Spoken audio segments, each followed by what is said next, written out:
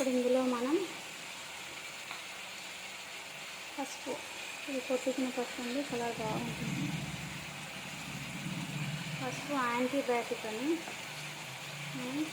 బాగానే యూజ్ చేసుకుంటుందో, దాంతో ఎక్కువ కూడా వేయదు, పసుపు ఒక రకమైన స్మెల్ ఉంటుంది. టేస్ట్ తగ్గండి, మెజర్మెంట్ ఇంత అంతగా అంటే ప్రతి ఒక్కరు టేస్ట్ వేరు వేరు ఉంటుంది. కొంచెం ఉప్పు కారం తక్కువ తినేవాళ్ళు ఉంటారు, ఎక్కువ తినేవాళ్ళు ఉంటారు.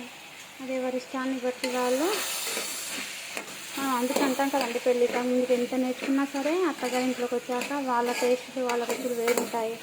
ప్రతి ఒక్క ఇంట్లో అలాగా వేరే వేరే టేస్ట్ ఉంటాయండి.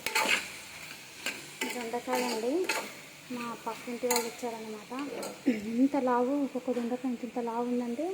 ఆయన ఎంత ముదురు అంటే ఒక్కటి కూడా పండలేదు. అసలు విత్తులు అనేటివి నాకు ఉన్నాయి, కానీ అంత స్మూత్గా ఉన్న విత్తనాలు కూడా అస్సలు కనిపించలేదండి, అంత బాగుందన్నమాట.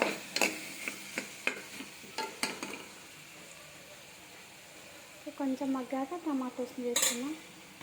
టమాటోస్ని వేసేసుకున్న తర్వాత ఒకసారి క్రాస్ చెక్ చేసుకున్నాం, ఉప్పు కారం ఎలా ఉందో ఏంటో అనేసి.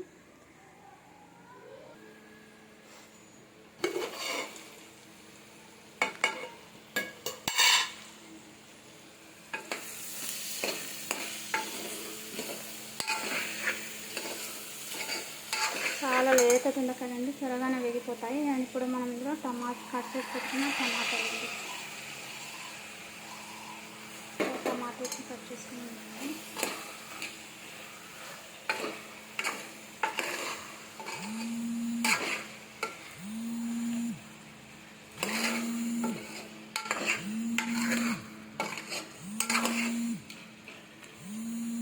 టమాటోస్ కొంచెం మగ్గకి, ఎందుకంటే టమాటోస్లో పులుపు ఉంటుందండి.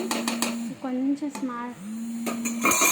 స్మాష్ అయ్యాక మనం ఉప్పును అప్పుడు చెక్ చేసుకోవాలండి, వాటి పులుపు వల్ల కూడా ఉప్పు తగ్గుతుంది కాబట్టి.